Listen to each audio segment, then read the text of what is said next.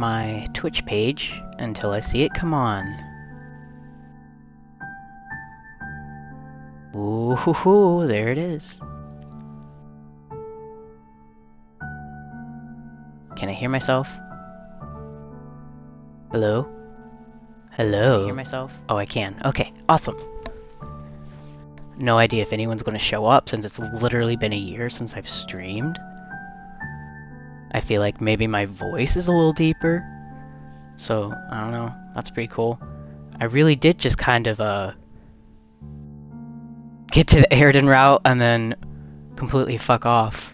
To be fair though, there was a lot of like fandom drama and stuff, and I took a break from social media for like a year basically. Especially with COVID. That sucked. I'm glad that I kind of got off around the start of that. Yeah, school really freaking sucked. Everything went... Wait, I played Jane. Did I never upload that? Or did I never play it on... I don't think I ever played it on Twitch, actually. Let me just like look at my history real quick. God, I haven't used this in so freaking long. I have to like delete all of my freaking links. Edit panels, maybe just remove. Oh, let's see.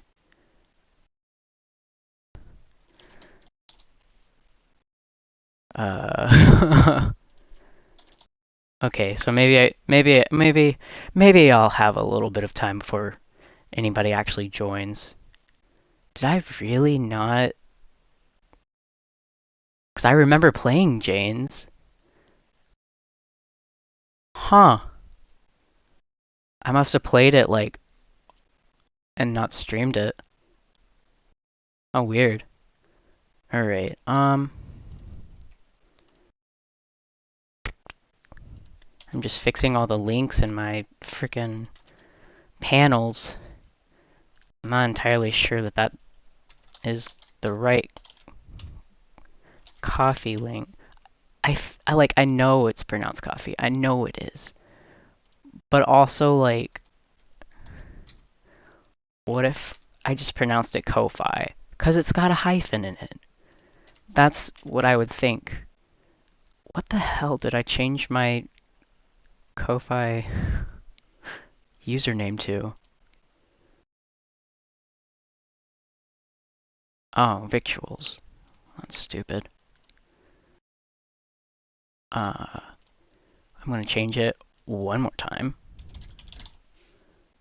Set. There we go.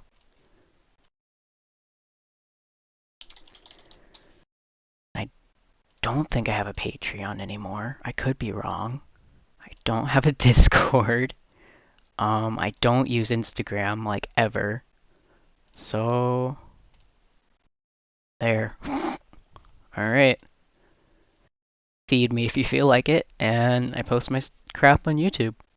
I don't know why I just censored myself. That was weird. Oh my god, 3 people are watching? One of them's me. 2 people are watching. 1 people are watching. Oh yeah, because I guess 1 person is me as the broadcaster. And then 1 person is me staring at my Twitch page. 2 out of 3, not bad. Alright, well, I guess it's time for... I have to move my thing. Jade's. That's right, they did 1 per Alpha Kid. So sad.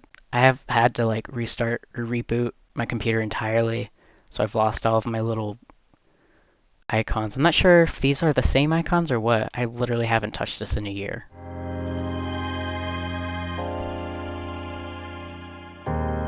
It also helps that I haven't played this in a year, so I don't really remember anything about this route except there was some really good MSPA reader.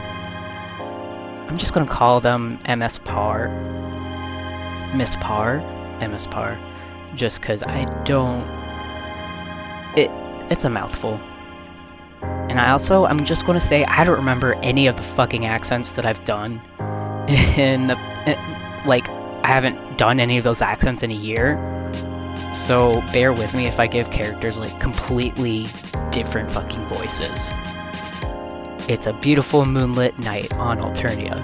I feel stupid reading this out loud to myself. God, it really has been a long time.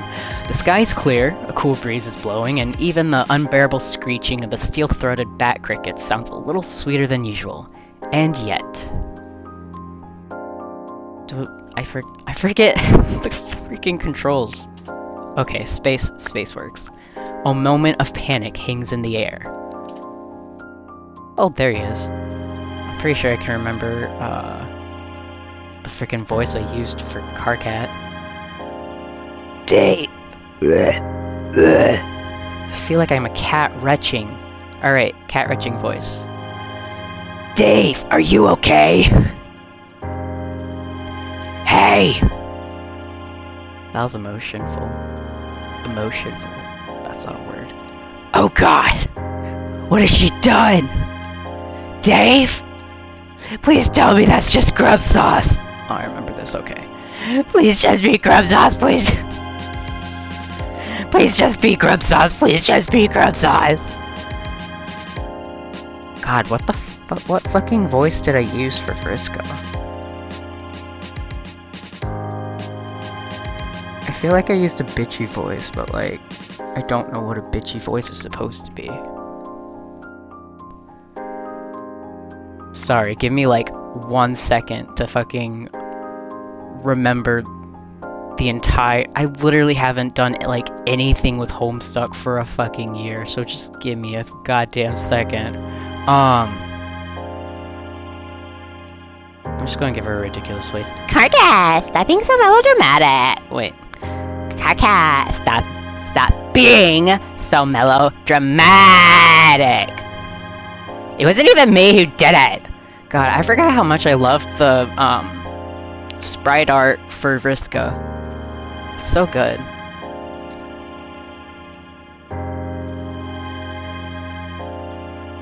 Each time a new character speaks, I am yet again bamboozled as to what the fuck to say. I'm just gonna use the frickin' like Octopimp voices. Okay, fine, it was my fault.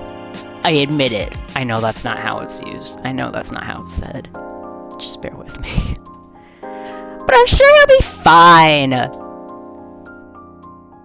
I do remember which voice I used for Dave. It was the freaking critical voice. Yeah, Carcat. It's no biggie. I mean, this is obviously the shittiest situation I could possibly be in right now. And like my lawyers will be in touch, don't even think that they won't. But also, it is literally fucking grub sauce, so like chill for 2 seconds, okay? Oh, thank God! Like I know the idea of me having to swap out my soiled ketchup-encrusted pants is getting you all hot and bothered under that sweater, but damn.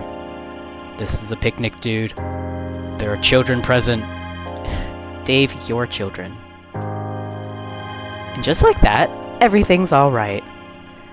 I saw this one, there's this one person on Twitter that I have followed, like, regardless of, like, not being on social media, just because, like, I love them a lot. They're good, they're an awesome person. And I think they're, like, vaguely aware that I exist. It's, I don't know their Tumblr handle. They're Yo It's Crow on Twitter. They're the Cronus Ampora person. And so, obviously, I like them based on their awesome taste in characters. And they were talking about how they wanted, how they're more expecting the game to be MS Par. Like, going into this with, like, full memory. And, like, I guess narratively, I can understand it, where they've built up this universe where it's, like, you can't kind of, like, go from one to the other with knowledge of each of them, and then it kind of breaks the, I don't know, capsule of the story to pull that information in from another one. Though I will say that I like, not as a critique. Well, I guess like everything's technically a critique, but just as a, I would have loved if this happened. I would have loved if it had been like, instead of they're like two separate universes because it's a story. Because I mean, I still adore the like meta narrative of everything. I think it would have been cool if it had just also been like all in one universe. Like, I kind of feel like that's not really a thing that could have happened with Homestuck anyways, just because like the meta narrative approach makes sense for it, just given how Homestuck was as a comic, because it really recognized it was a comic, especially like later in the comic. I didn't really have anywhere else going with this, I was just rambling. You have single-handedly revolutionized the art of picnicking on Alternia. You've got a huge checkered blanket, a car-sized wicker hamper. Ooh, Rapture Chamber, I don't know who that is playing Elder Scrolls Oblivion.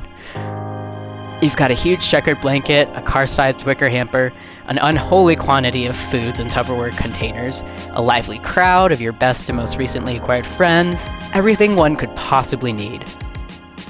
Shit's quaint as all fuck out here.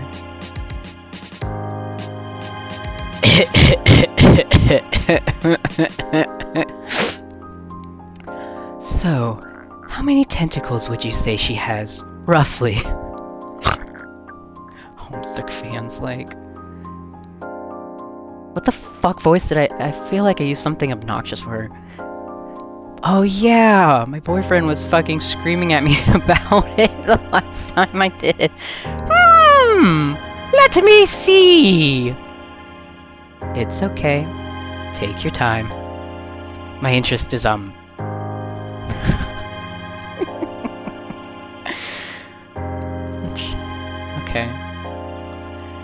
Purely scientific. Yes, precisely. Thank you, Kanaya. This is part of my studies in the field of cryptozoology. It's hardly an exact science, but you can help us make it exacter. Wow! Okay, she's gonna be southern now. That's the I'm sorry, I can't take myself. Wow! That's the That's the problem! I really don't think there's a definite answer! I'm sorry. I just tickle myself. She just has so many! Ooh! Dot dot dot. Dot dot dot. Fascinating.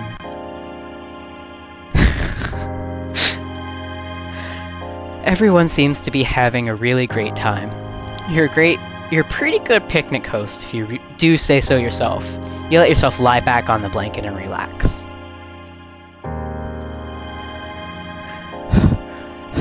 PESTERQUEST really just fucking dragging me along by the fucking roots of my hair right now.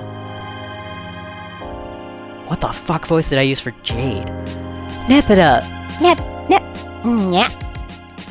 Nap it up. Could you pass me one of those beautiful green pies, please? Uh-huh. Fuck. Oh, sure. Let me just... Oh, wait.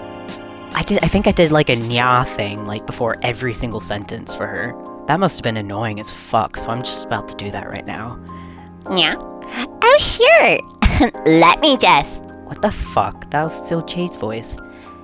Oh, sure. Let me... Now I sound like a lesbian wannabe homosexual man. Yeah? Oh, sure. Let me just... Here's my Elma voice. Oh yeah, I did British voice for Eridan Fucker Ampora. It's okay. I got this. Dude. Step off, Lamau. She didn't ask for your help. Everyone's getting along so well. Well.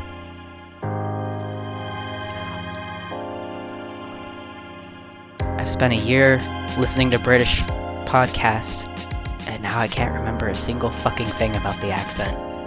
I didn't ask for your opinion on whether the mid-blood human female wanted my help or not. Oh my god, did you seriously just call...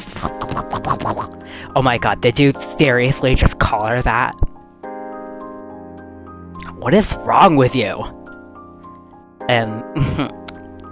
Guys?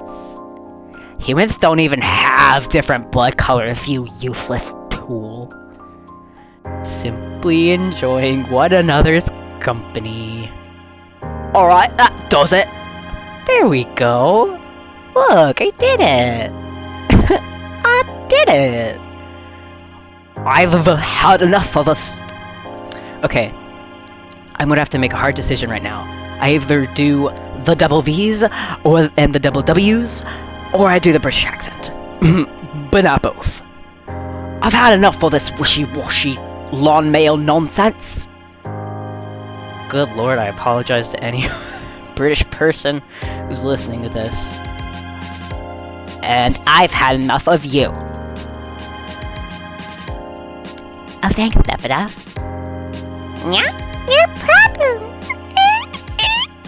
I don't know what the fuck that was, so eat shit and die.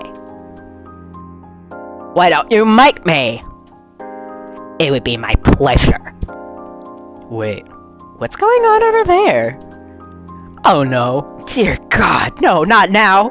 This is a disaster. You've got to find some way to stop this before everything you've worked for collapses under the weight of pointless shitty boy drama. You don't have a moment to lose. Bruh, I love shitty boy drama. Give it to me. Shut the fuck up. What's better than this? Guys being allies. What's better than this? Just guys being dudes. Oh, hi there, Gamsey. Don't mind you. You're just trying to stop a picnic emergency. Hey, hold on, sister. Let's not be hasty.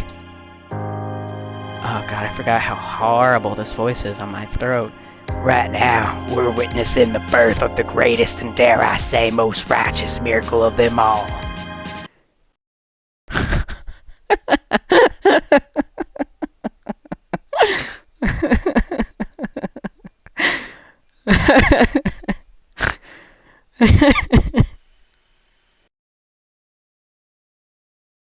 A Roomba started up. Give me like 1 second to close my bedroom door.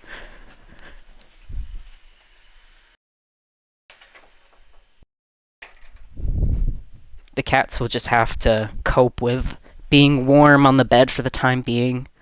They don't seem... Hey, hey, hey, can you stop chewing your ass? Parsnip, hey. Hello, I am speaking to you. Put that paw down. It doesn't... Hey, hey. It doesn't go behind your head. Parsnip, that's fucking nasty.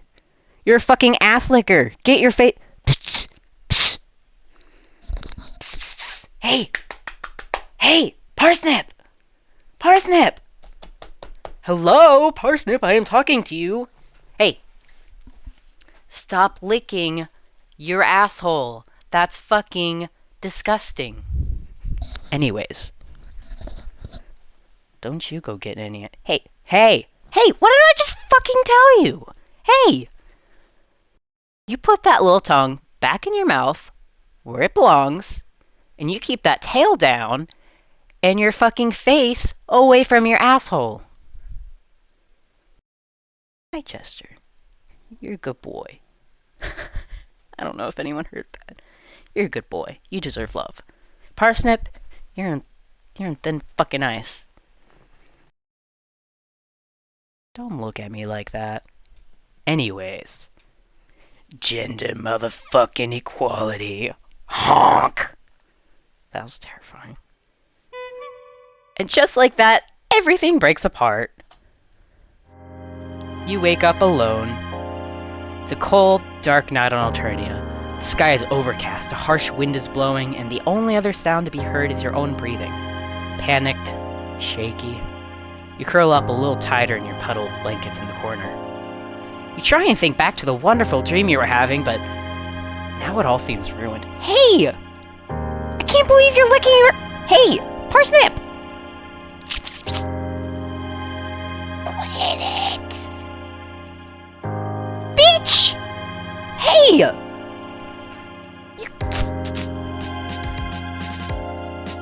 put that leg down.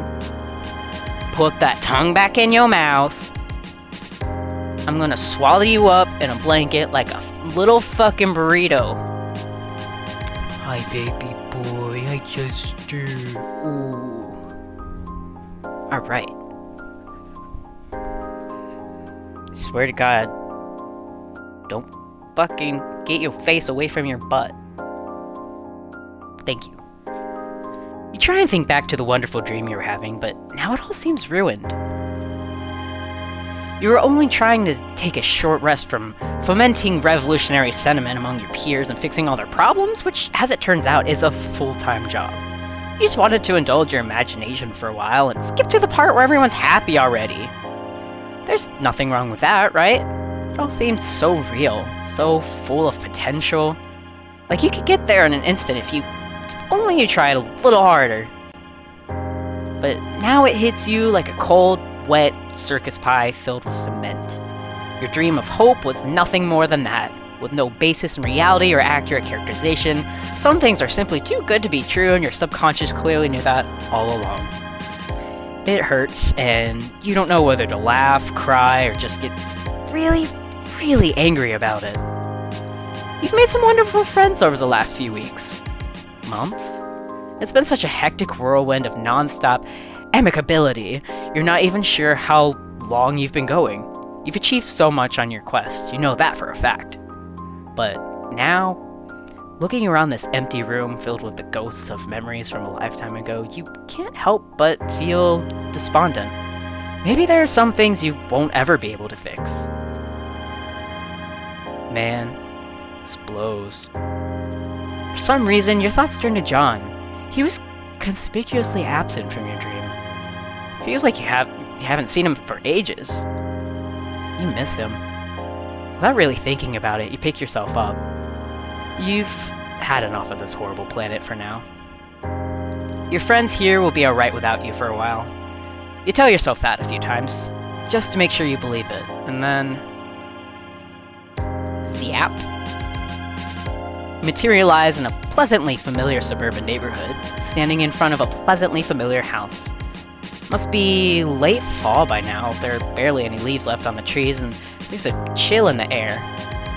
But your heart fills with warmth at the prospect of hanging out with your old friend John again. While your newer friends have all been fun to spend time with in their own ways, you can't help but feel a special kind of fondness for John. It's not like you play favorites with your chums or anything, but maybe the fact that he was the first friend you met on your journey sets him apart from the others.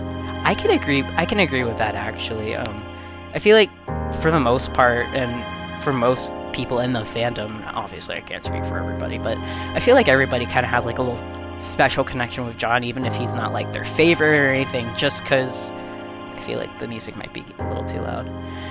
Just because he is the first character that we meet. Like, I know that, like, even though John's not my favorite, he's still kind of like my baby boy, you know? Oh, I accidentally clicked off of the tab, screen, window, whatever. It's nice to be back on Earth, too. You miss being able to go out in the sunshine. Your eyes wander a little, taking in the trees, the grass, the houses, before settling on the mailbox in the yard. A worrying thought occurs to you. Maybe, getting so caught up with meeting so many new people, John's forgotten all about you. Surely your friendship wouldn't have diminished so quickly, but were you really all that close to begin with? You still feel bad about having thrown his birthday present in the sewer all that time ago. That was just such a shitty thing to do, in more ways than one.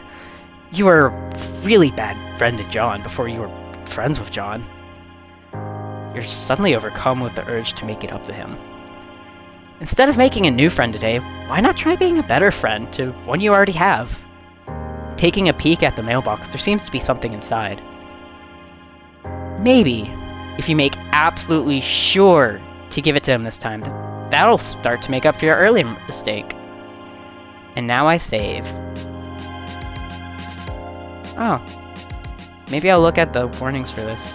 I completely forgot that they added these. Mind control.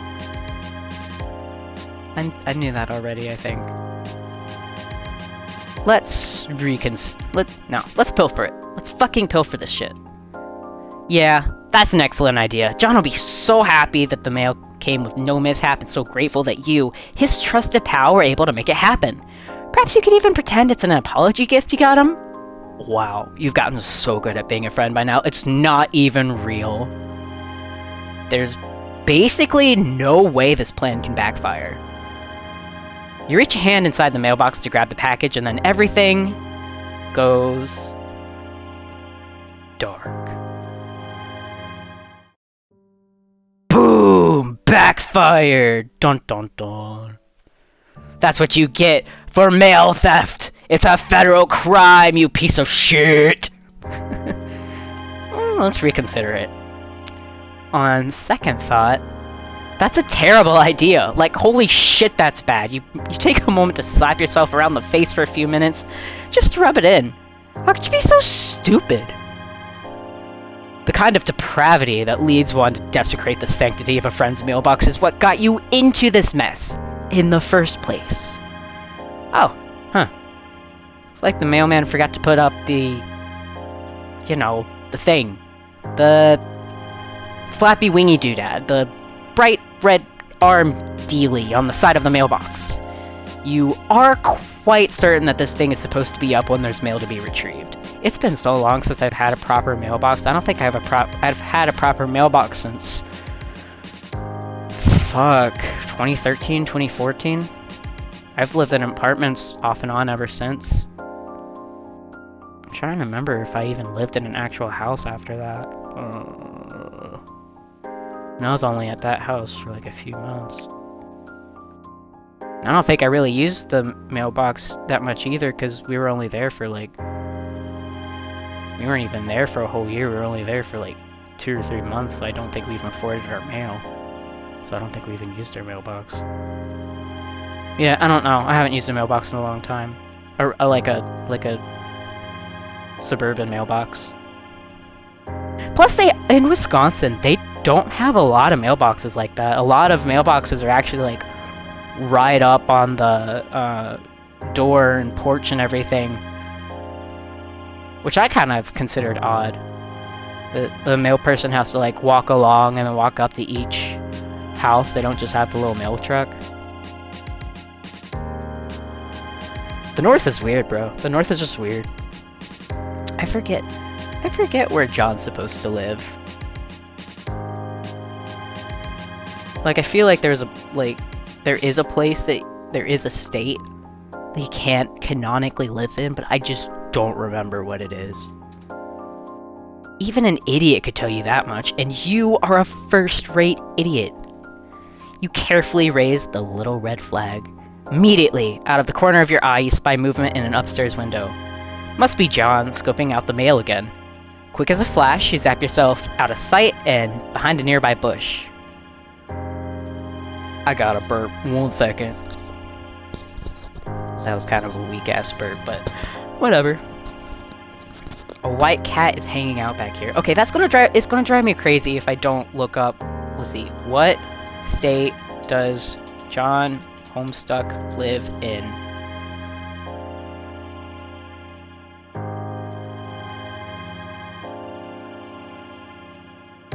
Title, age, screen name, typing style, strive specify, relations, lives in a suburb, Washington.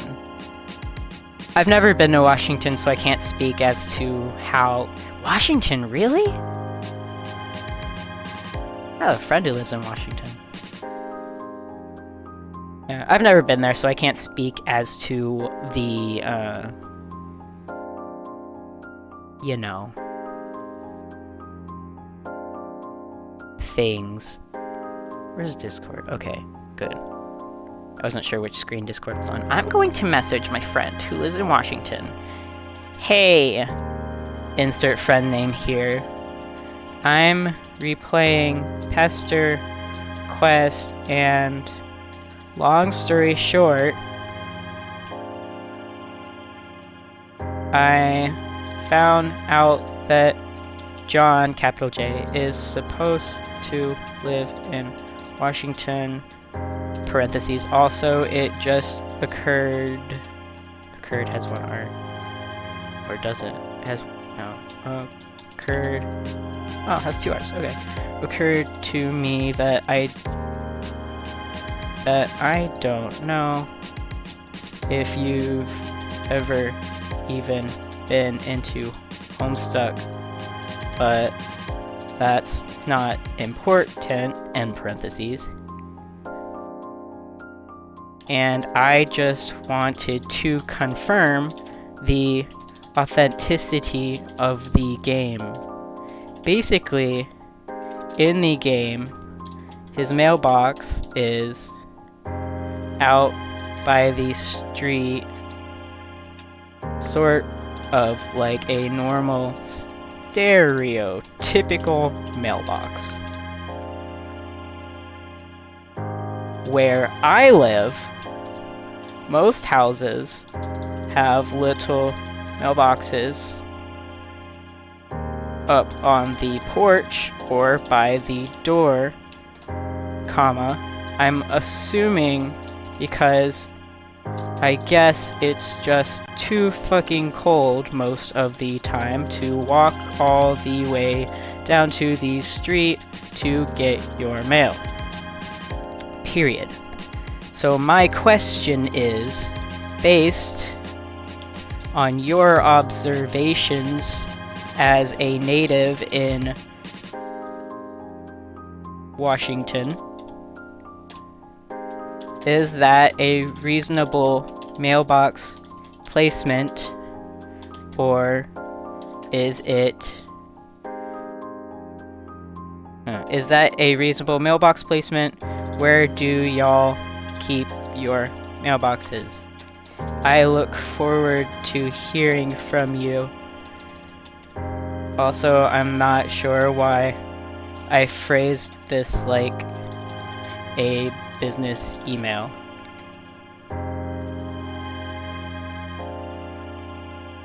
There we go. And today's Saturday. I don't know if they have school today. I don't know. They're probably busy with, things that aren't replying to Homestuck questions. So I'll keep you updated. Oh wait, I was not paying attention. Wait, how do I go back?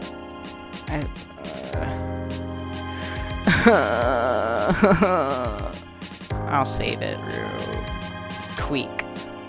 No. Options. Roll backside, right? I mean, like left, but like right, as in correct? Close. To the right? Okay. Oh.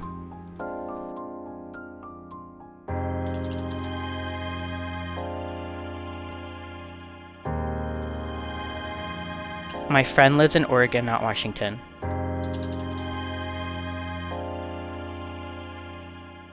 Okay. Apparently, in a state that's close to Washington, it's very common to keep the mailboxes closer to the sidewalk.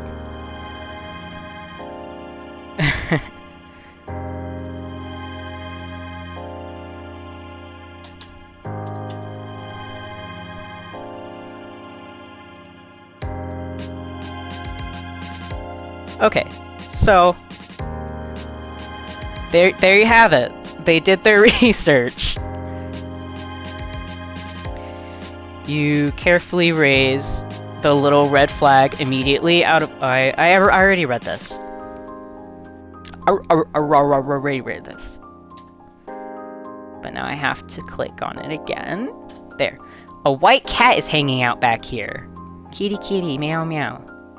Ooh, it hisses at you, but you let a wave of crackling retcon energy dance across your palms and the kitty vanishes. Get fucked, kitty. It literally just straight up disappears. That's... okay. Fine, whatever. It's not like I wanted to pet the cat anyways.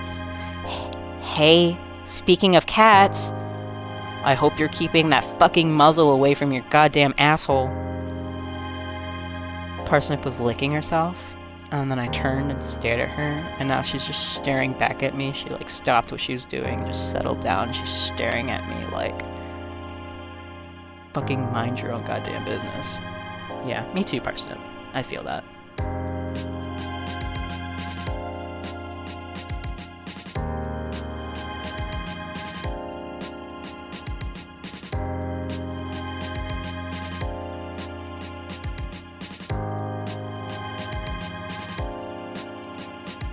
Alright, what was I doing? What was I doing? Click. Alright. It is a truth universally acknowledged that cats can do whatever the hell they want, except for taking this hiding spot, that is, which you have now commandeered in the name of friendship. Oh, my button came undone on my pajama pants. This little pee-pee hole on the pajama pants, and I have some bending in the ink machine pants, and it has a button on the pee-pee hole, but the pee-pee... I was wondering what I was flapping in the wind. Hopefully nobody, like, saw my underwear. I don't even know what color. Oh. I was about to, like, announce the color of my underwear on stream, but then I decided that maybe I shouldn't do that. Oh, this is a much better plan to surprise John. I can't believe you didn't think of it before. You know he loves pranks, and what better prank than to be ambushed by a dear friend? You hope you're still his friend. I don't know why I'm full of, like, burping. Actually, I took my medicine this morning and I didn't eat any food with it, so... might be that. You hope you're still his dear friend. Oh god, you're getting nervous again. You hear the front door open. Shoot, here he comes! I forgot how cute Jane's sprite is. Wait, this isn't John? Goodness, no, why? It appears to be some kind of famous detective-type individual, or... at least, someone in a famous detective disguise. But what's more, you get this strange impression that the person underneath the disguise isn't John either. Whoever it is, they make a beeline for the mailbox. Oh shit, maybe you're watching another mailbox robbery in action. That would explain the need for a disguise, you guess? They reach out their hand. All of a sudden, several things race through your mind unbidden. The smell of burning, a flash of light, pain. Without thinking, you spring into action. Fuck, what voice am I going to use for her? Should I just do a really deep voice? What the fuck? Did I get barbecue sauce in my fucking pants? Hello?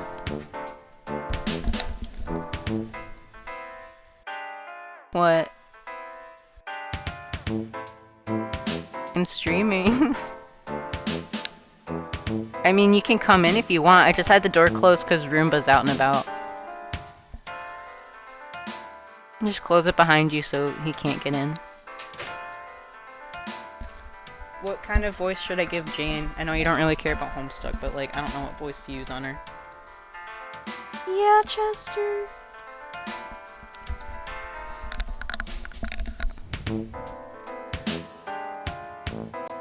He wants you to pet his tummy. Parsnip was licking her butt many times. I had to, like, destroy her.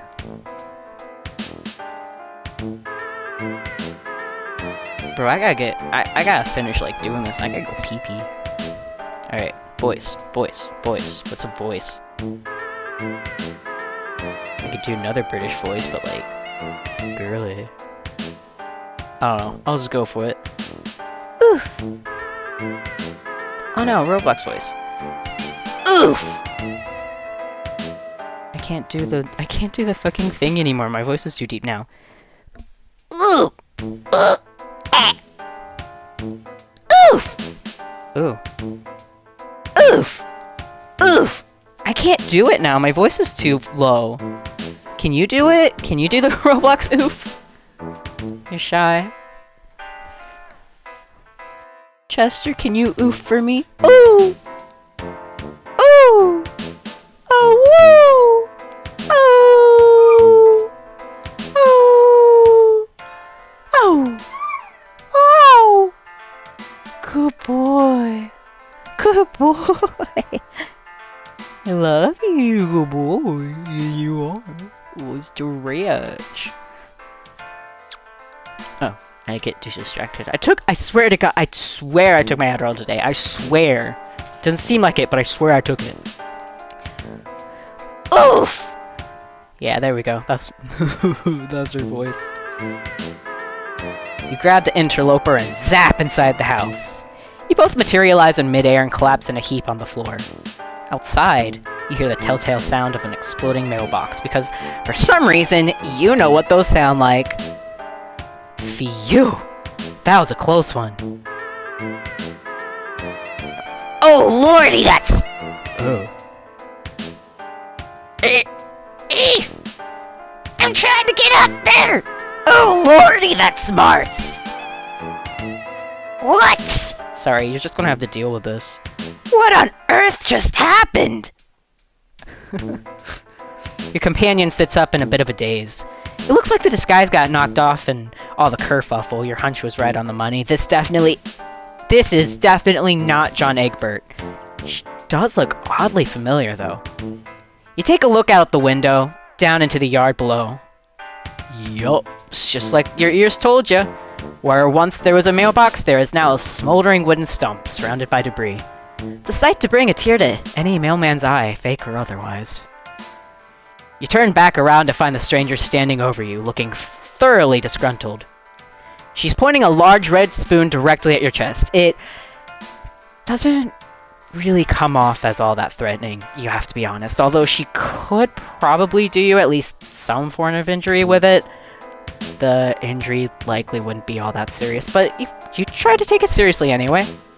Just to be polite. Now hold on just one moment, Buster!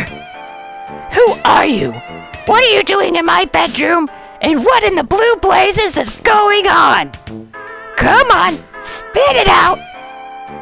Oh no, you hate being put on the spot. The first question was such a tough one too. Who are you? It's something you don't have a definite answer to, even after all this time. Gosh, she does seem awfully confident with that spoon. You begin to entertain the thought that this girl might simply decide to beat you to death with it.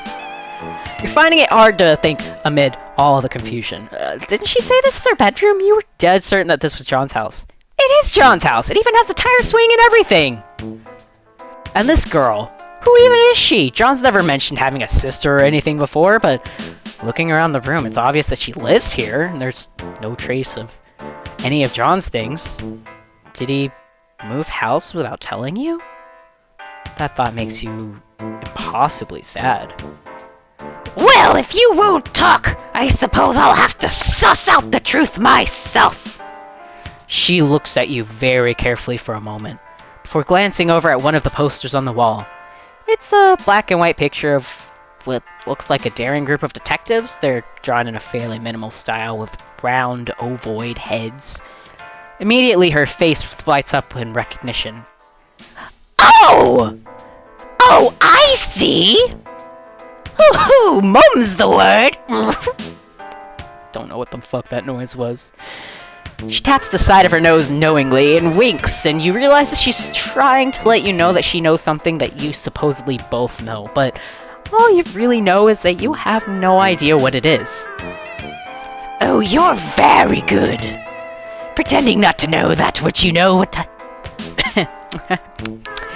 Pretending not to know that which you know that I know that we both know. No. You're telling her you haven't got the foggiest clue what she's talking about. Knowing stuff? How can anyone possibly accuse you of such a thing? Oh, perf. It's alright. I won't tell anyone. Keeping incognito is of the utmost importance for problem sleuths like us. Always a pleasure to meet a fellow fan. She seems to be under the impression that you're some sort of cosplayer? Either that or an undercover agent of some sort. Well, what the hell, you might as well roll with it. This'll be easier than pretending to be a postal worker at any rate.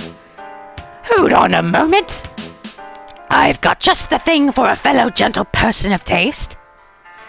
She puts the spoon away for a moment, which is a relief, then whips another copy of the poster, and a pen out of nowhere and signs it. I've never met or heard of this girl before, and she's just straight up giving you her autograph. You take a look at the signature. Her name reads Jane Crocker. Huh. You guess this girl's name is Jane, then? Now that we've got that out of the way, nice though it is to make your acquaintance, that doesn't explain what you're doing in my house. Well, come to think of it, how we even got here? Well, it's all very simple, actually. Just a boring, everyday example of an innocent bystander stepping in to save an unwitting teen from a parcel bomb with their zappy hell treasure powers. Nothing weird at all! You step around the room a bit by way of demonstration, ending up back where you started. Transportalization technology. I knew various competitors of ours have been developing something like that for a while, but I had no idea they were already doing field tests. I suppose this shouldn't surprise me. But a parcel bomb, you say? You gesture out the window at the sad, obliterated remains of the mailbox. There was nothing anyone could do to save it or its contents. Oh shoot, Jane wasn't expecting any extremely important deliveries, was she? Potentially in the form of significant birthday gifts or a copy of a mysterious computer game. You mean the S-Burb Alpha? I'm not surprised you've heard about it. That doesn't do for another week, though.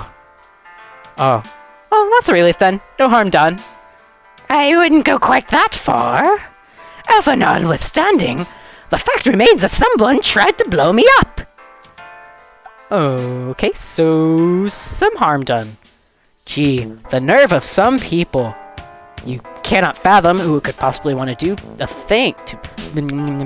You cannot fathom who could possibly want to do such a thing, and especially to someone as harmless and personable, Jane, as fucking shit, hell, tit bags.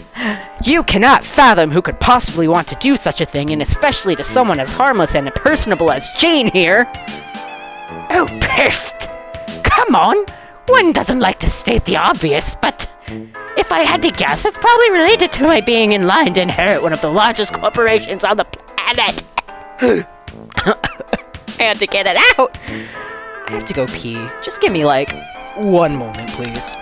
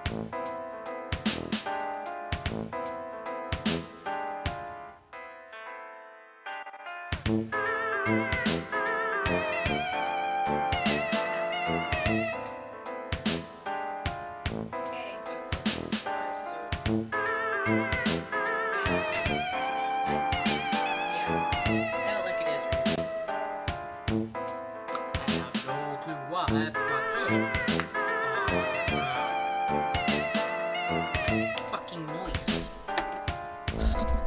I'm back. I wet pee-pee. I washed my hands for 20 seconds. My phone's blinking because somebody sent me a thing on Tumblr. But I'm back.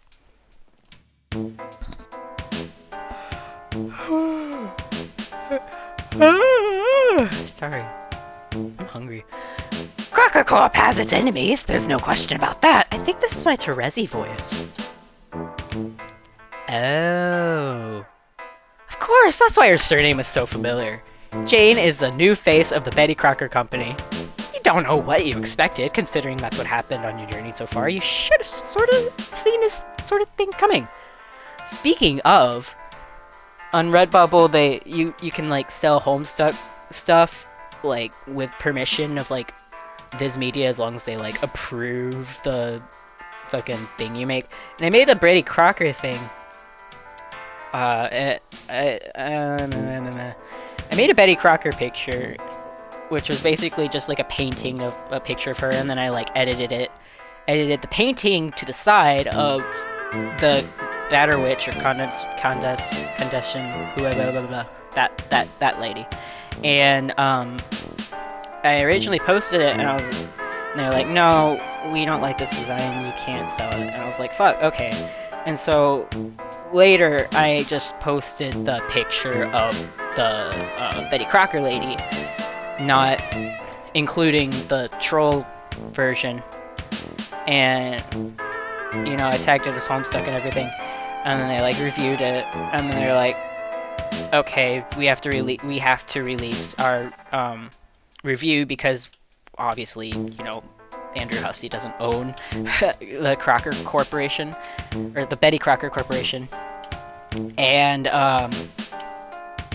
not too long ago, I can't remember. There were actually a few purchases. Someone purchased a sticker, and then I think someone purchased a fucking dress with it. And I mean, I do have to say that the dress does kind of look fucking good, but also I just love the idea that there's some. I have to actually. Yeah, let me like pull it up. Just like real quick. There's OBS. Redbubble.com. Actually, maybe I should like pull it away for a second just so I don't like dox my fucking. Now I have to remember what my fucking login is. Who texted me? The boyfriend texts me. Old people are so long-winded. Me too. And is that my password? I really need to like write down my fucking passwords. Let's see. No, I'm pretty sure it's that email address.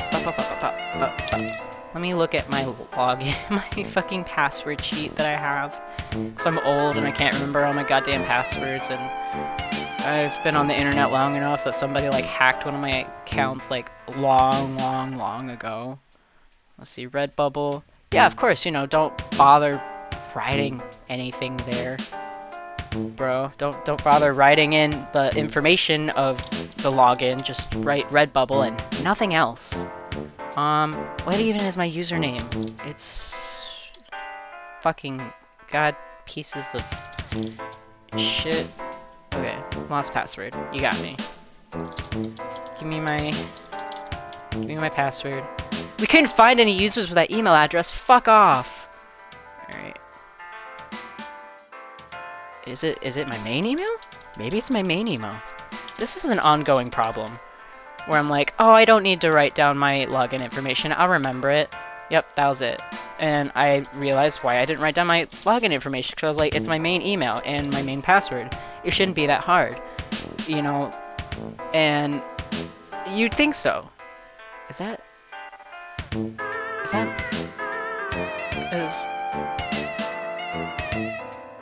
No, okay. Somebody just has like a similar art style to me, and I was like, is that my art? But I don't remember drawing that. Oh, I also changed my username on here, I guess. Which I'm going to change once again. Dashboard? No, that's not what I wanted. Edit profile. First.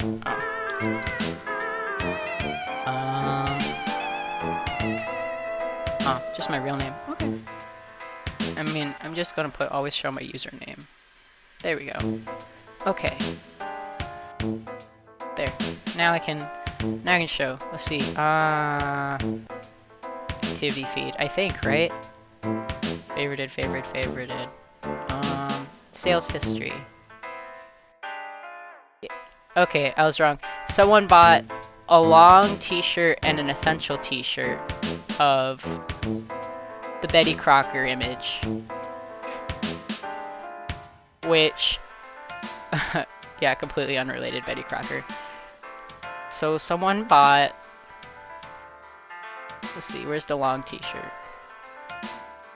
This is the dress I was talking about though. I think it'd be super fucking sick if someone got that long t-shirt. Oh, so someone got that and someone got that. Which I think is actually kind of lame, because I really like the amount of effort I put into this, but if somebody wants to, like, put their money into whatever, then whatever, I'm not gonna stop them. But like, I don't know, I'm proud of this one. I especially love the fucking mask. Like, I did fucking great on this. Like, not to toot my own goddamn horn or anything, but like, toot toot motherfucker, you know? Hello? Did you need me? Hello? Oh, okay. I have everybody but Katie now. Okay. Yeah, leave site. Okay. Anyway. Unrelated. Speaking of which, you wonder aloud if anything like this has ever happened before. The only thing that could have made this any more surprising is if Jane had been sent similarly life-threatening cargo on any previous occasions. Oh, yes! Why? Did I use this voice for Pfeffery too? Fuck off. Why, we got mailed something similar just last week, in fact! You try not to think too hard about the fact that Jane apparently fell for the exact same trick 2 weeks in a row. Father was out in the yard about to take his car out back for a soak when the blessed mailbox went up in smoke. It was quite the shock. That rhymed. Ever since then, he's been a bit antsy about me checking the mail myself, but today it arrived while he was out. Good thing, too. He would have thrown a fit if he'd known. I'm barely allowed out of the house as it is. I'm sure he means well, but it can come off as a bit overprotective sometimes. Yo, shout out to the 2 people in the fucking chat that are actually like watching this shit. It's plumb ridiculous! A grown lass full of vim and vigor can take perfectly good care of herself. You don't want to pass hasty judgment on someone's familial situation, but it sounds like Jane's father's just trying to keep her safe. Can't be easy, constantly deflecting death threats away from someone determined to walk right into them. Where's her sense of self-preservation? I suppose it might seem strange to the uninitiated, but you sort of learn to accept it after a while. I've been dodging death ever since I can remember. People seem really determined to do me in. I simply can't explain it. And then we're all just like glancing at like the epilogues. We're like, I wonder why. Jesus, wow. That must be pretty rough going. God, that sounds awful actually. Being the imminent ruler of an empire must come with a fair number of people who want you gone. I think it'd be really interesting to see Jane and Pfeffery like interact in canon. I feel like they'd either like be like totally bitchy to each other and hate each other, or else they'd like get along swimmingly. But hello? Aw, are you okay? Is your ear itchy? Did you scratch yourself? Hey, don't be jealous. Don't be jealous. Oh, her ear's stanky. Thinking back to your encounter with Pfeffery, you suppose that you were recently part of such an attempt yourself, in a manner of speaking. You decline to mention this to Jane, and being reminded of your time on Alternia causes you to lapse into an uncomfortable silence. Jane looks around a little awkwardly before breaking it. So... Not that I'm ungrateful for the fact that you appear to have rescued me from certain peril, but... Oh, right, of course. You're intruding in a complete stranger's home. You'd almost forgotten that this is the first time you and Jane have ever met. Your heart sinks as you consider that, between the vastness of the universe and the determination of those attempting to murder her. This might be the last time you ever meet as well. I wonder if they're going to do... I mean, probably not, given, like, how kind of hated Homestuck 2 seems to be.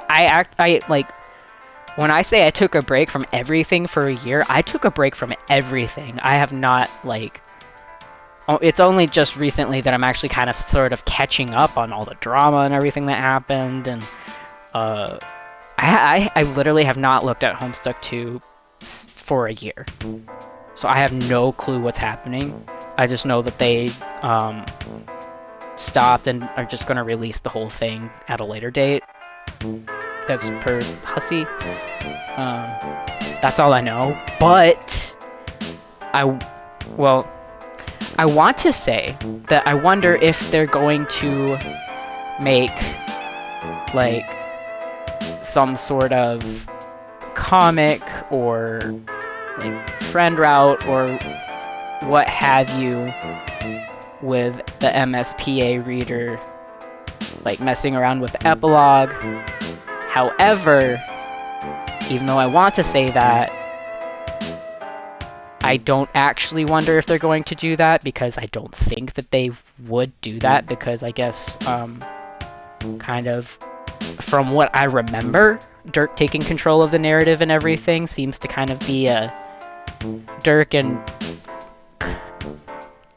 I say Calliope, but I know it's pronounced Calliope, kind of fighting over the narrative. It kind of does the same essential thing as like the MSPA reader, just jumping in and doing whatever. But I still think it'd be cool, at least as like fan content or something, but that's just me. Jane offers to show you out. On the way downstairs, you politely ask her how long it's been since her family moved here. Does she know if anyone called John used to live in this house? She gives you a strange look before gesturing to a... Oh god, is that a corpse by the fireplace? You take a moment to process the fact that Jane has a stuffed human person mounted on a plinth in her living room. You know, I don't know if anybody I'm not looking, so I don't know if anybody is watching this. But in the future, anybody watching this, I don't know if anyone remembers that, like, I worked at a funeral home for a while. Like, I literally actually just quit due to a number of reasons, but one of those reasons were not due to not liking the job, because I love the job. And I was discussing how fucked up it was that Jane just had a fucking human body. I'm pretty sure that I have to recant me going, oh my god, did they use formaldehyde? I mean, I'm sure they have to use formaldehyde on the skin and everything, but to me, just based on, like, you know, the stitching along the side of dear old Pop's head right here, it seems to me that they actually skinned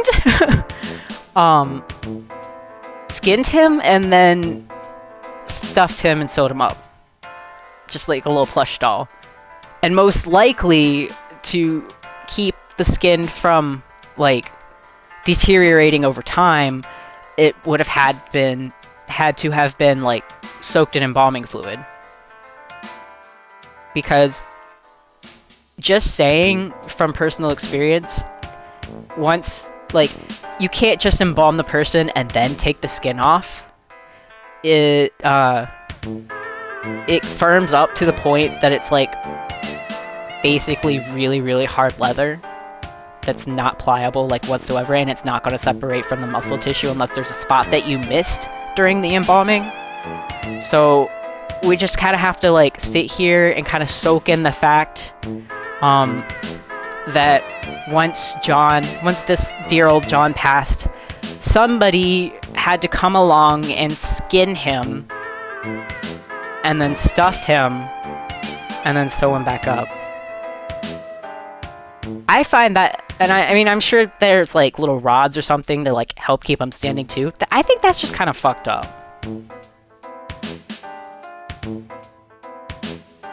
Anyways, you take a moment to process the fact that Jane has a stuffed human person mounted on a plinth in her living room. She says it's her pop-pop, which you guess means grandfather. It's kind of hard to parse some of the vocabulary Jane uses sometimes. Anyway, the guy's name was John, and you can't help but see a resemblance to your good friend Egbert. You've encountered enough coincidences by now to know that this must be him somehow. You must have traveled forwards in time by accident or some such. This is the only possible explanation. You try very hard not to have a whole mental breakdown about your apparently long-dead friend, but sadly not enough. So, and maybe this gets explained later in the game, or not.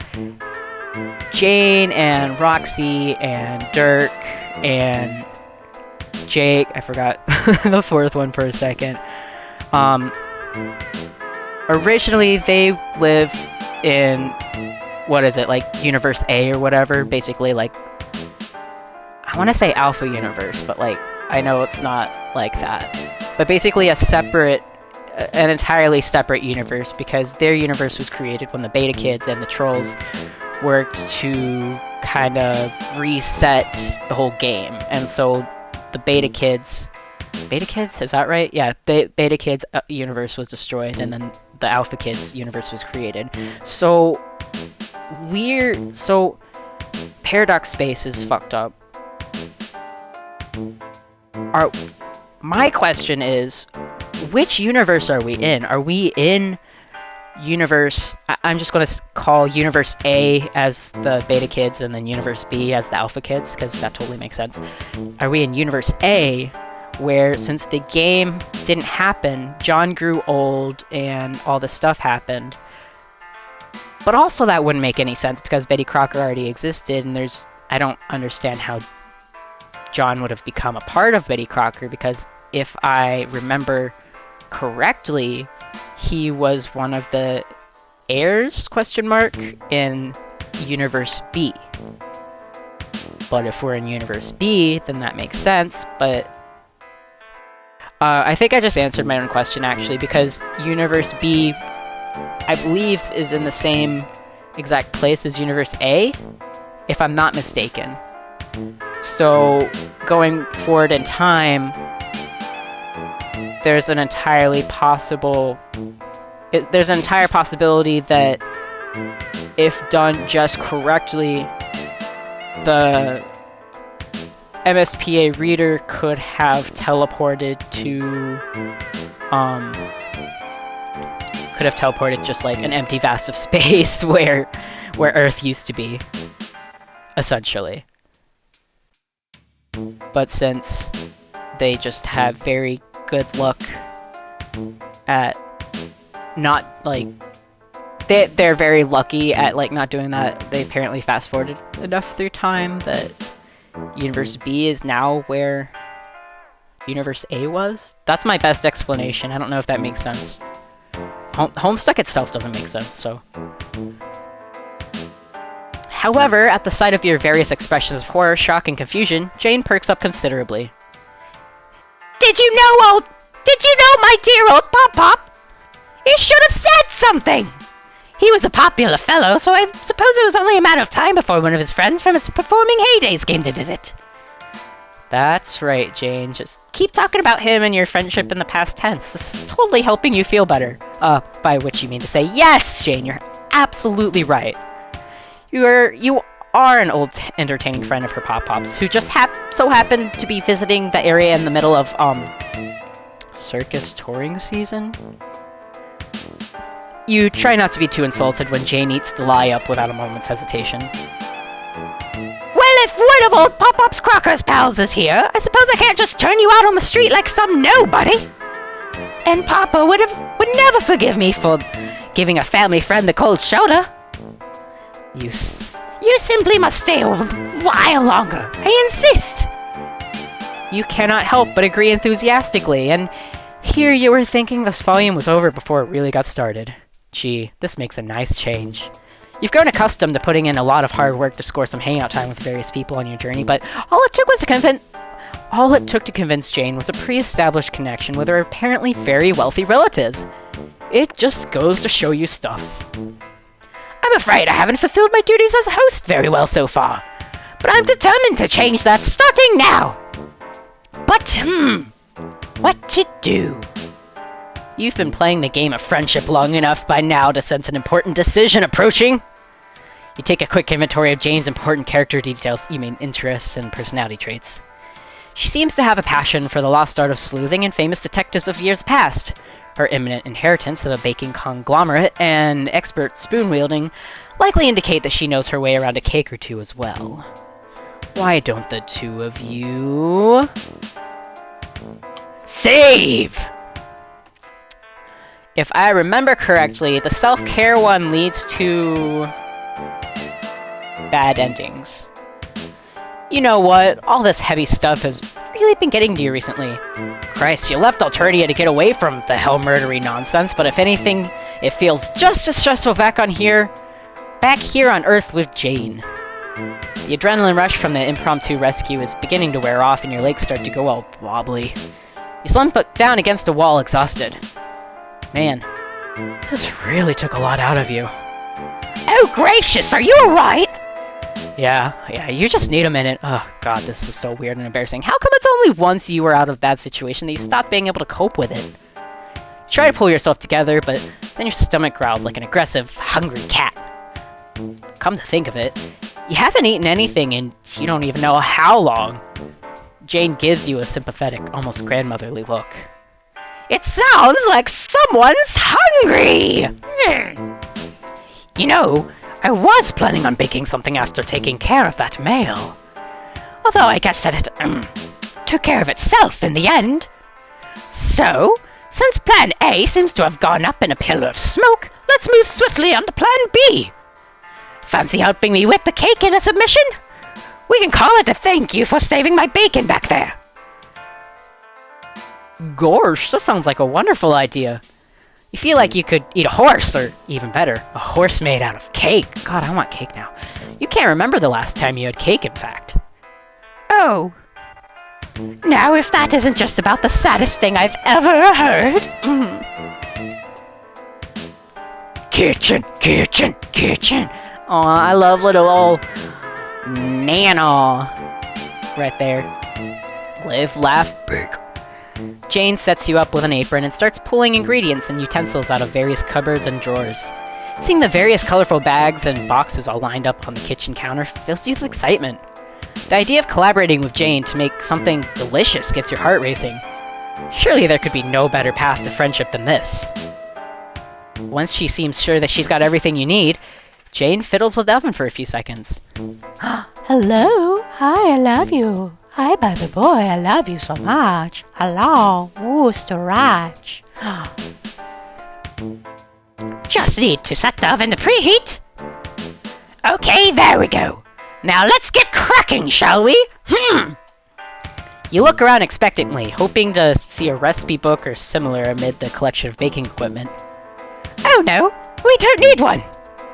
My junior batter master's Boboster. My Junior batter master. My Junior batter master's Bobuster stirring solution 50,000 will do the trick just fine. A passionate, burning fire seems to ignite in Jane's eyes as she brandishes her trusty red spoon. With a well-practiced motion, she adjusts a series of buttons and dials on the side, and a vaguely feminine robot voice begins to speak out of it. Triple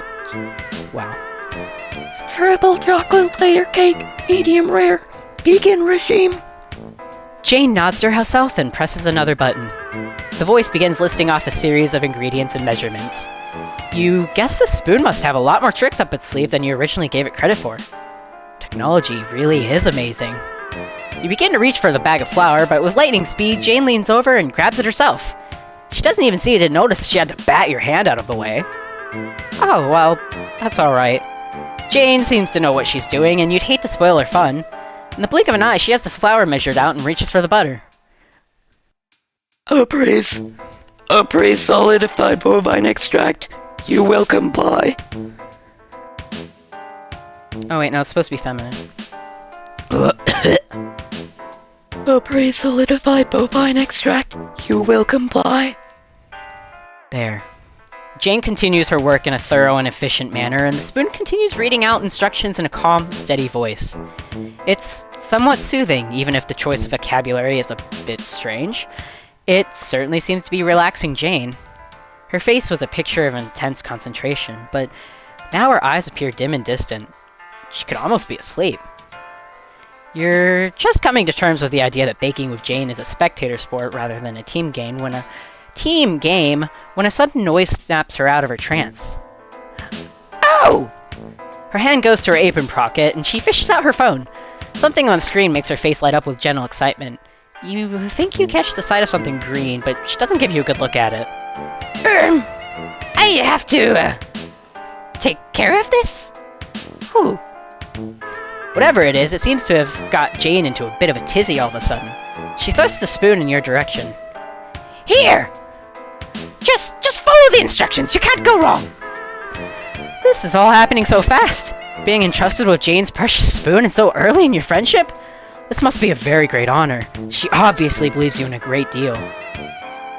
You try to assure Jane that you won't let her down, but she's already too engrossed in her phone to acknowledge it. You sigh to yourself knowingly. For all her antiquated phraseology and old-timey aesthetic, Jane is still a teen at heart. Add ingredients to this. Add ingredients to vessel. Commence liquidation. Obey. Oh shit, you're so caught up being judgmental of a young person that you completely lost track of what you're doing, which was, Dissolve desiccated cocoa in boiling water. Submit to your labor. Hey, hang on just a moment. You just barely managed to remember what the previous instruction was before the spoon moved on to the next step already. Oh god, what were the other ingredients you needed to add? You try to guess, but there are too many things on the counter and you don't know what half of them even are. You spare a glance at Jane, hoping against hope that she's noticed your plight, but she's too distracted to help you right now. You'll just have to work it out by yourself. She's counting on you. Think, damn it, think! Fold Gotta keep doing this. Fold cocoa paste into mixture. Make haste. The end is nigh. Eggs! You don't remember doing anything with eggs, but the spoon definitely called for some a while ago. In a blind panic, you grab one and toss it into the bowl. Only after you stirred it into the mixture do you remember that it's generally best to remove the shell first. Pour cream into a small saucepan and heat over a low flame for a few minutes, ensuring that it does not boil or simmer. Once the cream is hot, remove the saucepan from the heat. Cease reproduction. The calm robot voice isn't soothing to you, not anymore. Its dulcet tones have become your tormentor. It wouldn't be so bad if it would slow down for a moment.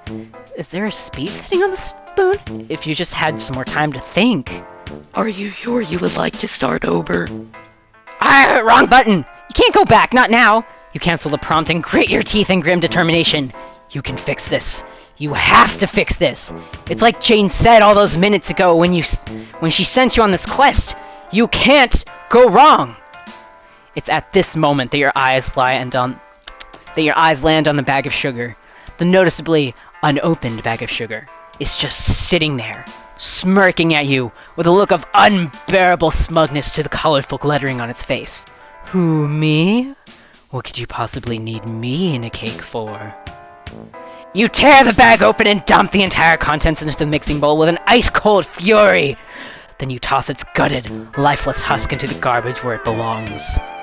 Revenge has never been sweeter. Oh lordy, sorry to leave you in the lurch for so long. I had to deal with a friend in his daily moment of personal crisis. Although that's not really saying much. Quite frankly, most of his life seems to be one long personal crisis. And I suppose I'm hardly in any position to complain. I do so like his company at the end of the day. So, anyway, the cake! How have you been managing? You don't look up at Jane when she comes over to you a few minutes later, seemingly oblivious to the devastation you've wrought on this poor kitchen. You stare down into the thick, lumpy batter sitting in the bowl in front of you, and in that stodgy, curdled mess, you cannot help but see yourself. A complete and utter failure. Is everything alright? You want to tell her, to explain that no, Jade, everything is not alright. It's all gone to shit. But you can't look anywhere except down. You can feel the bottom falling out of this friendship opportunity like that of a poorly supported Victoria sponge. Fucking god shit penis big. Once Jane gets a good look at this batter, it's game over, you just know it! As she peeks over your shoulder at your handiwork, you brace yourself for the dreadful moment you felt so many times before, across countless alternate cells and timelines.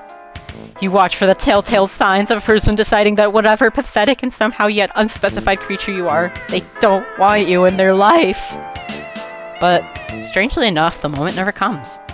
Instead, Jane puts a hand lightly on your shoulder and gives you a gentle smile, full of teeth. There. No need to pull a face like that. So yes, this ended up being a little bit of a misadventure, but it's not the end of the world. But Jane was counting on you and you let her down. You had something that needed to be fixed and you couldn't manage it. As on so many other occasions during your journey, you only made things worse. You try to convince Jane of your guilt in this matter, but she simply shakes her head. Oh, pshaw, you did nothing of the sort. You tried to make the best out of a bad and confusing ordeal. Nobody can blame you for that. Even if your best is, admittedly, a little suboptimal. But sometimes, when things go wrong, it's not a simple case of being able to fix it by soldiering on blindly in the face of adversity. Sometimes, the only way to set things right is to cut your losses and start over from the beginning. And that's not really the same as giving up. You try with all your might to swallow this good advice Jane is serving you, but the look on your face must not be all that convincing. Jane sighs. Look, I'm sorry for abandoning you in an unfamiliar situation. It wasn't responsible. It wasn't very responsible. Or leaderly. And it's certainly not becoming of a future president, corporate or otherwise. You suppose that's true. You guess you can accept that this mess was a group effort. Even in failure, it's important to acknowledge the power of teamwork. All the same, you handle Jane's rosy red spoon back to her. You are not worthy of its solemn mantle. Besides, some of the stuff the robot voice said was beginning to seriously freak you out. Honestly, it meant a lot to me that you were willing to indulge my little hobby for a while. It may be the career path I've been following my entire life, but you'd be surprised how little I get to talk about it with anyone I'm close to. Anyway, wasn't the whole point that we were getting you something to eat as thanks for saving my life? Oh, yeah. You guess you did do that. Good job, you. Your chest puffs up instinctively a little, with pride, but the motion causes your still empty stomach to make its presence felt again with a loud gurgle. Speaking of which, we still need to take care of that. Letting a friend go hungry is completely unacceptable. So, how does giving it another try sound? Here's an idea. If you pick the recipe, I'll take care of the rest. I promise that I won't get distracted this time, alright? Yeah. That sounds nice. Especially the part where Jane called you a friend. That was the nicest part of all. Cutting our losses! Dun dun dun dun dun. That's a very cute picture of Jane. That's not where it ends, right? Yeah. Here, you can look up the recipe using this! I'd lend my phone to you, but, oh well, you know how it is with privacy. Jane hands you what appears to be some sort of computerized tiara, stylishly cast in crocker red plastic. You guess you just put it on? That's not too complicated. You've seen more peculiar user interfaces in your various travels. You've seen more peculiar user interfaces in your various travels across time and space, that's for sure. The device fits snugly on top of your head, despite your apparent lack of ears. You feel the unreal Eris Thoughtwave Tiara Top begin to mesh psychically with your own brain as you're mentally hooked up to the limitless potential of the internet. Oh my god, cats! Every facet of human knowledge is at your cognitive fingertips. Your mind is awash with 100,000 pictures of cats in silly poses! Wow! Jane is ready and waiting for your instructions. All you have to do is reach out. So you do. You begin to comb the web for something tasty, and you will surrender yourself, and you will seize reproduction. And you will comply, and you will comply, and you will comply. Wait, what? Obey.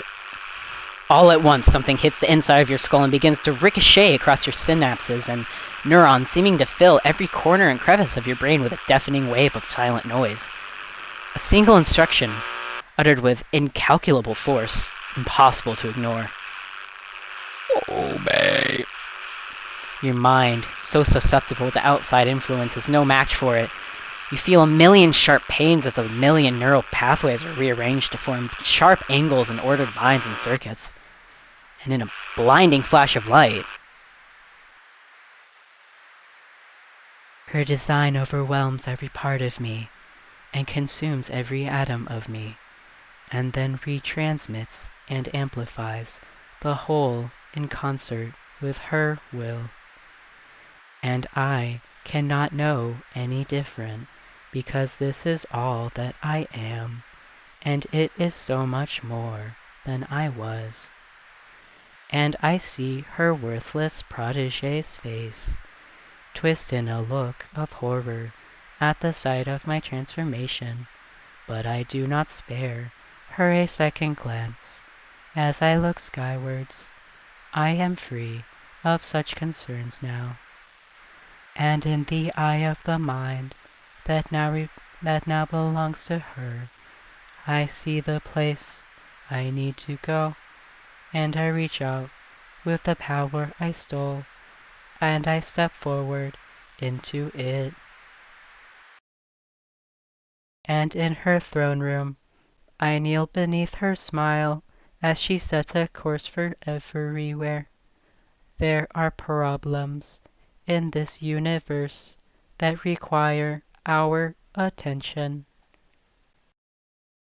And I, her new weapon, smile too. We're going to fix everything. Man, not gonna lie, actually, I have to like screenshot this again because I think I lost the original screenshot that I had.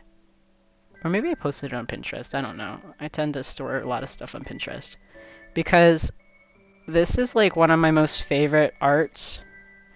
Endgame arts. Pictures, drawings, whatever. In the game.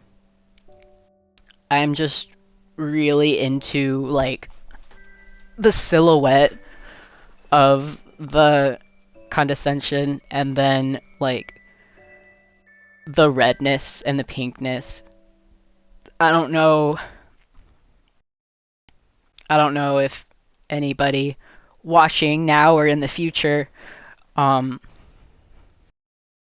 knows has known me for a long time, but anybody who's been around for a while knows that like I used to do the Mechman's comic. And that like if you knew that, then that you would know that that's my aesthetic. All right. Credits: executive producers The Huss and Cindy Dominguez and Julian Dominguez and Aisha. I think it's pronounced Aisha. Aisha. I asked her, or I heard them. I asked them a while back how it was pronounced, but I completely forgot. Let's see. Who wrote this? Pip Dillastone. Who the fuck is that? Pip Dillastone. I have to like look. Twitter.com. I don't know if I'll find it, but maybe I will. Pip Dillastone.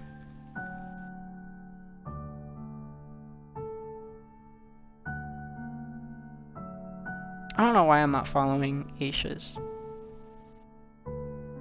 Who's Pip Dillastone? I feel like I looked this up a while and then like I forgot Pip.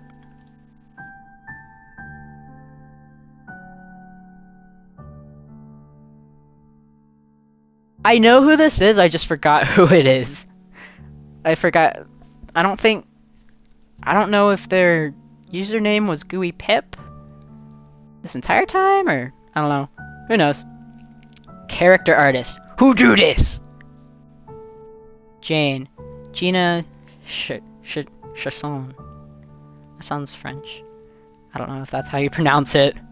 I can't remember which person on fucking Twitter that is either, but I don't think it really matters. And then Jane. Courtney Brendel. I forget who that is as well. And then Courtney Brendel for the ending illustrations and for the backgrounds. I forget what their Twitter is, but I absolutely adore their background art. I remember I saw some work in progresses from them.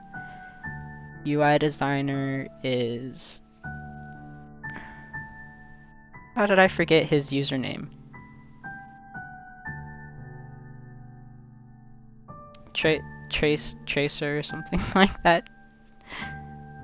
And then did Jane's theme, I guess. I feel like I heard that song in Hive Swap too, but I could be wrong. It was just similar. I really do like James's. I'm really fond of his art style. Adelaide Killigan, volumes 11. Oh wait, no, I'm volume 10. It's a Cal Zhang. I don't know who that is. Published by Fellow Traveler. Fellow Traveler. Oh yeah, whatever happened to that? Cause this is entirely new. This wasn't here a year ago. Cause like they partnered with Fellow Traveler, and then at last glance it seems like they dropped Fellow Traveler, or Fellow Traveler dropped them? Question mark. Sun image captured by. Hey, at least it's got like actual accreditation to the pictures. That's a very, very, very good thing to have in the game.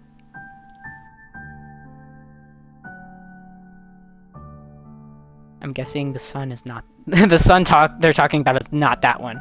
Alright, well, I'm not going to do volume 2 because I have some writing and some art that I need to get done. I'll be posting this on YouTube soon-ish, as soon as Twitch like exports it. So thanks for anybody who showed up and, you know, dropped in and said hi. And also, I'm going to welcome myself back after a year of being gone, and hopefully be able to build up like the frickin' communication I had with people, because like I pretty much just deleted everything and went AWOL for a while, and really only... Oh, sorry, it sounded like my door opened. And really only kept contact with like 1 or 2 people, so I keep hearing the door opening and closing. So yeah, thanks and stay cool, y'all. That was horrible. Thank you. Bye.